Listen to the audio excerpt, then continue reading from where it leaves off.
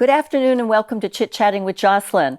I am super excited today to have my co-host here with me, but she's a guest, Karen Testerman. Welcome to the show. Well, thank you, Jocelyn. It's always good to be here. It's dangerous when the two of us get together. That's true. So I thought what we would do today is talk about the campaign, because you ran again for governor, did very, very well. And there were all sorts of odd things that went on during the campaign, odd things that happened during the primary. Right. So I'd like to bring people up to date with, just exactly how do you run a campaign? What are the things involved with getting your name out? And how do you decide, because you don't have 9 million people on a huge payroll to tell you what to say, how do you figure out what's important to the people? I know the answer, and that answer is you are one of us. So you're not up there living in your $1 million, or I just shouldn't say $1 million, $10 million home with your Cadillacs and your SUVs being driven everywhere. You have an absolute idea of what it costs to run a household, to have a car, to exist in this world. So that wasn't a big stretch for you. But tell us, why did you run the second time? What made you say, I'm going to do this again? And then how did you go forward? And then we'll finish with the primary 2022. So actually, this was my third time for running, because I was sleepless in Seattle the first time, and I got this inkling that I needed to run for governor. And I came back and talked to all of the higher ups in the party, right? The chairman of the state party, the consultants, the Dave Carneys of the world, and the Johnson and News, and so forth. And they all kept saying, "You can't do it. You don't have enough money." And this is New Hampshire.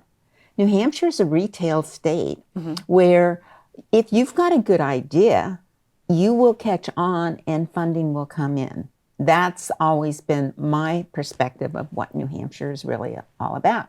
If we're first in the nation primary, the reason is because we're a retail politics state where if you get out, you meet the people, they get to shake your hand, they get to talk to you about various ideas, then you gain momentum and the people get behind you. So that was my first experience. And back in 2010, when I reflected on why did I run the first time, it really was because I was a person who believed that God, family were very, very important to the existence of our country. And those were the building blocks.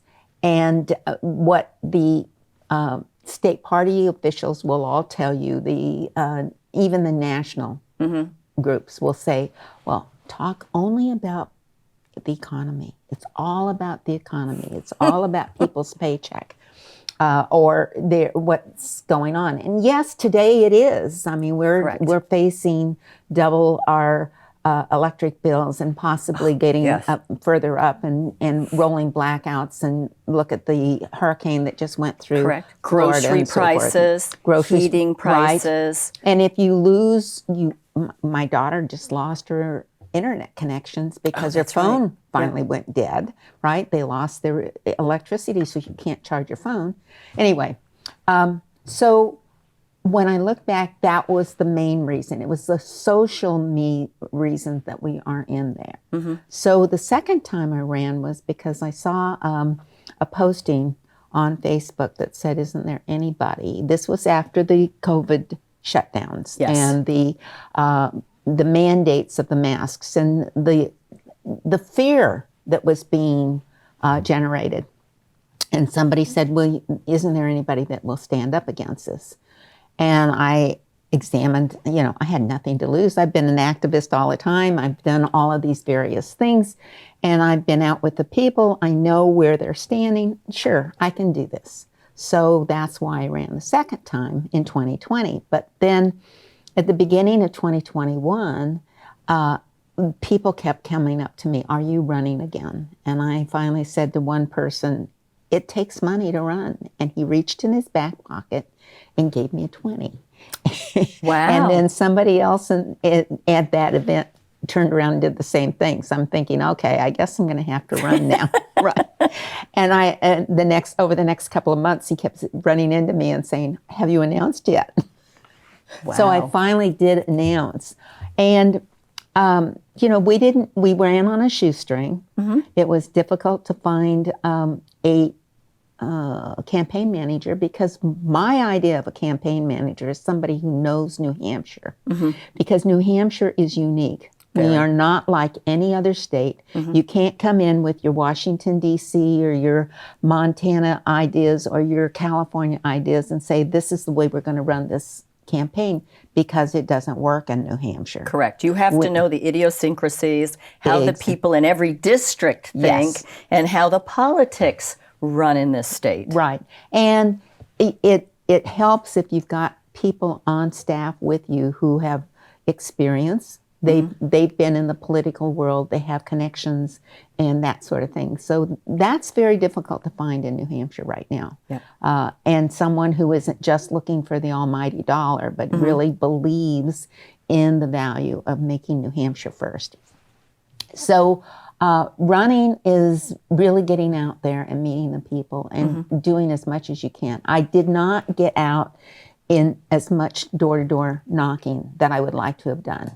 But that takes having an organization where you've got all your volunteers organized, and it needs a smooth machine in order to go forward.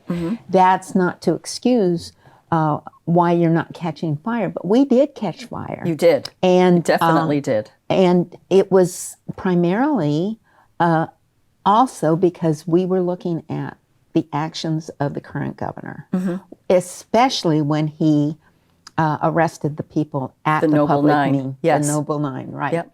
When he did that, that was such an egregious overreach of the Constitution and our God-given rights that were being stomped on left and right. I mean, he violated the right to free speech, the right for assembly, the right for religious. I was just going to say religious. Because they claimed that one of the persons said amen too emphatically. Right. How do you say that emphatically? Amen, amen, amen, amen. And this is disruptive to you and upsetting to you? They were also very exuberant about the pledge, which he didn't like either. Wasn't that too bad? Yeah. As he sat down middle 3/4 of the way through it. So running this time around was primarily because you cannot continue to stomp on our Constitution. No. Plus, this man has, as his executive council record will show, he has always supported using your tax dollars to pay for the destruction of human life. Correct. And our Constitution says that we will defend and enjoy life. Well, it doesn't say you'll defend life if it's running around or if it's caught in a well someplace. Correct. Or if it's in a car accident. It says all defend life. And I assume it's all life from the conception to natural death, which is what our platform also says. The Republican platform does say that, but don't see anybody really adhering to that, do we? No, I know. Oh, but we've done the best we can. It's the best it's ever been. What we've passed. Yeah. Oh, 6 months, really? Really. And really. I just, you want abortions? You want that right? Well, number one, it's not a right. No. And that's because the Supreme Court has, for 30, 40 years, perpetuated this lie. Right. They've given it back to the states where we actually have more power, people. We actually have more power and sovereignty and the ability to have a legislature hear us and make laws. But here's the thing, you can't take taxpayer money to fund this. Right. I'm not complicit in this, but I also have no say in where my taxes are going. That's correct. They've really got us, I always go back to taxes. We're stuck in a corner. Yeah. Right, we're being coerced, and in reality, government has no responsibility to take taxpayer money and use it for any charitable situation. And whether you agree with that charity, whether it's the Visiting Nurses Association, whether it's Planned Parenthood, whether it's the Crisis Pregnancy Center, no matter where it is, Government should not be spending taxpayer dollars Correct. for that. That's up to the individual to decide where it So should go. start your own foundation. Exactly. I mean, seriously, Hillary, you don't have a foundation for this? You know, there aren't foundations in every state. If that's what you want, then fund it yourself. Exactly. So that's the primary reason that I ran, and I'm continuing to run because the resolve, because of the Noble Nine, and sitting down and saying, okay, we're aware that there's fraud in our election process. Correct. In this state. There are a lot of different avenues that run into the whole thing that cause it Correct. to be a problem. Not trustworthy and a problem. If we want to keep our first in the nation status, we better get that right. And the fact that this governor and the powers that be are complicit in all of this, we may very well lose that first in the nation status. Yeah, right. What I'm looking at. So people, you know, we're very careful about how we phrase this, and rightly so. There is an integrity problem with these machines. Oh, definitely. I've spoken with some legislators, and just as recently as this past Monday, where they informed me that they don't understand the problem with the machines. There's no problem with the machines. And I let them finish because that's what they believed, and that legislation is the only thing that will fix it. And I said, oh, like the legislation that the governor promised to sign, that after you had given him everything he wanted and he turned around and vetoed it, void, null and void, and you're going back for seconds and thirds and fourths on our dollars. There's an integrity problem there. If you couldn't fix it, the legislature fixing it, I have no confidence in you either. We have people spouting off, I won't use any names, well, we have strengthened this and we have strengthened that and we have expanded this and So okay, there were nice adjectives, but you haven't done diddly squat. There were 50 bills that were presented to address the election integrity. 50. One of them got through. But Oh, the very really? interesting, it doesn't take effect until 2023, but that means that the first election that it really will make any difference in is in 2024. So It won't have any effect for 2 years. And so what really is the problem? Well, if we follow our Constitution, we'd have the answer, and we can go into that. But so to answer your question about why am I running again, or why did I run again, is primarily because we need to reestablish that the Constitution was written to protect your God-given rights. Correct. And not to start to dictate them, as we have so many bureaucracies at this point, that we've taken the responsibility, the individual responsibility, away from the individual and said, well, we're going to tell you what you can do and what you can't do. And people have accepted it and gone along with it for decades. Right. And now look at where we are. Sneakily put into it. And I have to tell you, Pete Hegseth, who does Fox, wrote this book on the battle for the American mind. And I happened to hear just a segment of his presentation this last weekend. And I have to tell you, I was totally impressed. And really? Yes, because he went back to where I've been saying all along that a lot of this stuff started to go awry was in the middle of the 18th century, or 1800s. Yes. And I've even gone back to the establishment of the Boston Latin School, which is a little bit further. And he actually has gone back even a little bit further and managed to show us why America was successful.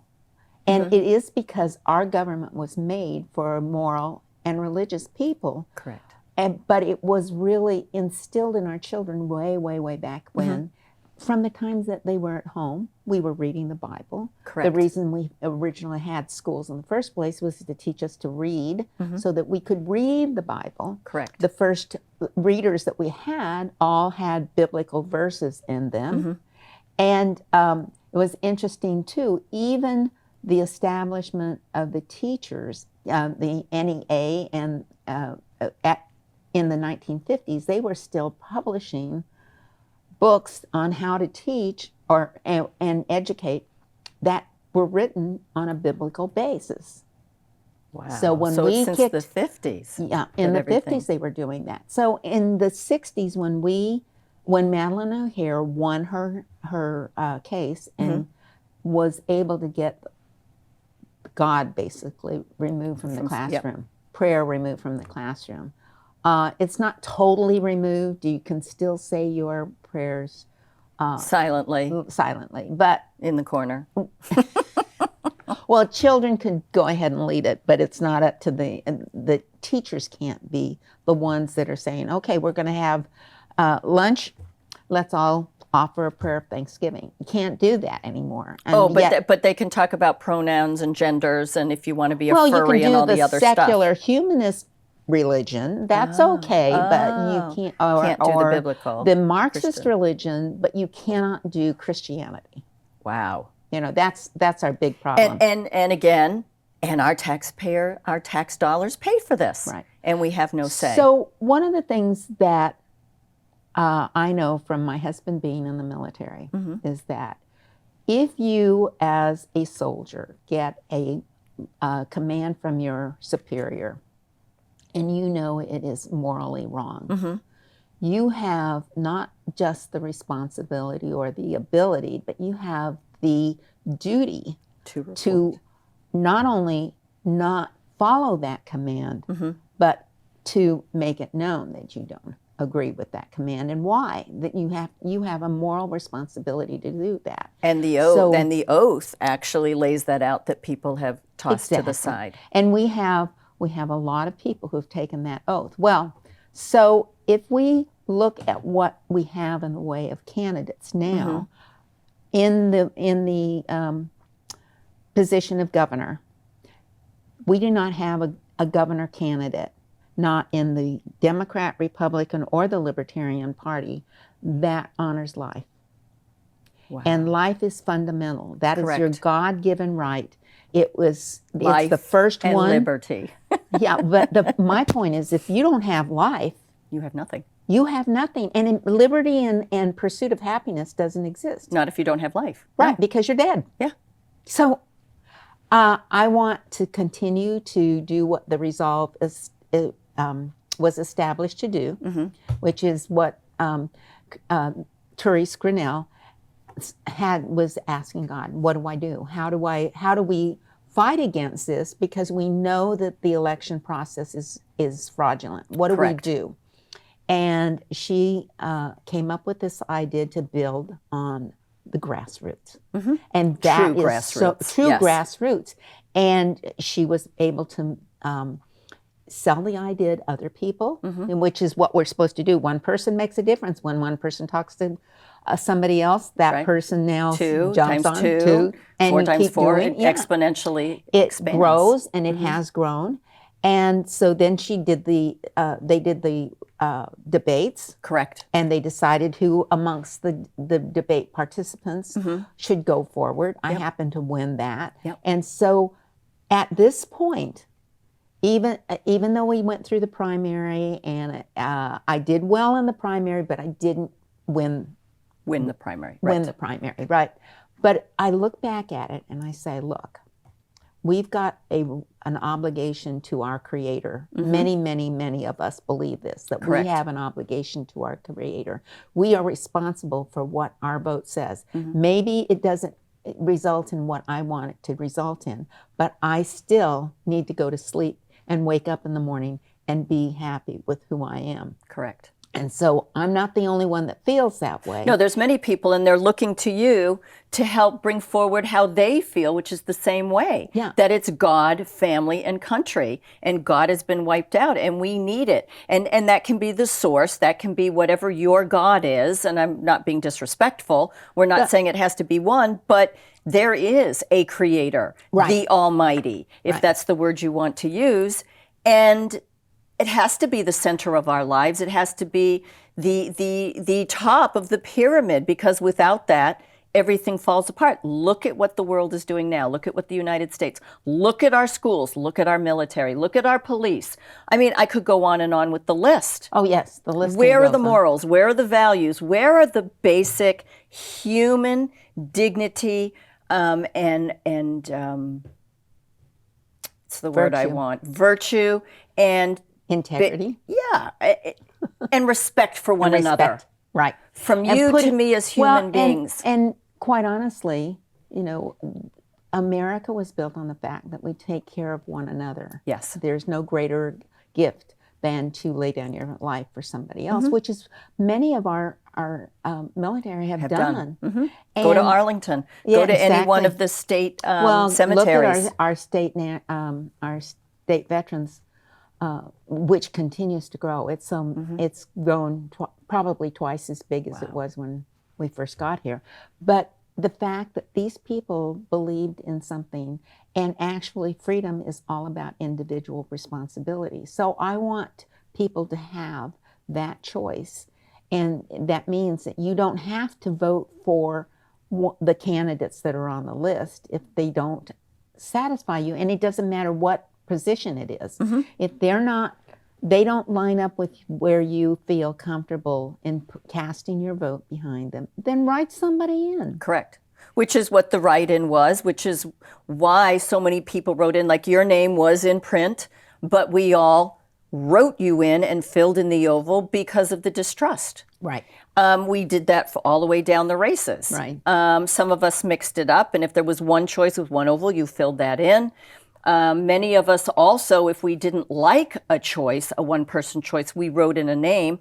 We actually tested the system. We did test the And system. it failed miserably. And they're complaining about the fact that there were these people, because that came down at the last minute too, that you as a voter could request that you have your vote counted, hand counted. And counted, as And it says in the, of course, that created all kinds of problems because they were not ready for it. And But they had received the order from the Secretary of State that there was to be a little side slot or a locked box for the chain of custody where your hand counted ballot could go in, but yet we didn't see that. But we'll save that for the next part of the show. Well, it's interesting because the violations continue. And they pile up. They do pile up, and we do need a good Secretary of State who understands that they are responsible. They are the last person that you come to if something's not right. If the vote is off, you come to the Secretary of State. That person is the one who validates everything. Correct. And if they have a problem, I don't understand it because, you know, all these years and other countries basically do their hand counting. Correct. And there's they do it millions with- more people. And they have no problem with waiting until midnight. We've never had a problem with waiting until midnight. The only problem is that the media wants to have it beforehand so they can be the breaking news. Right. They can be the celebrity status of the first one to announce. And they're the ones driving this crazy train, and it's not right. No, I know. So we do have problems with the machines, which we'll go into in the second half. We have safety issues with them, Right, significant exactly. safety issues.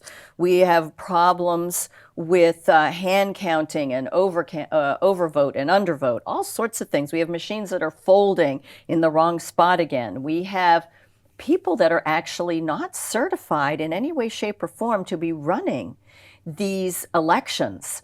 And we also have the issue of we're really not being able to choose who we want because of the out-of-state money coming in, the lobbyist money.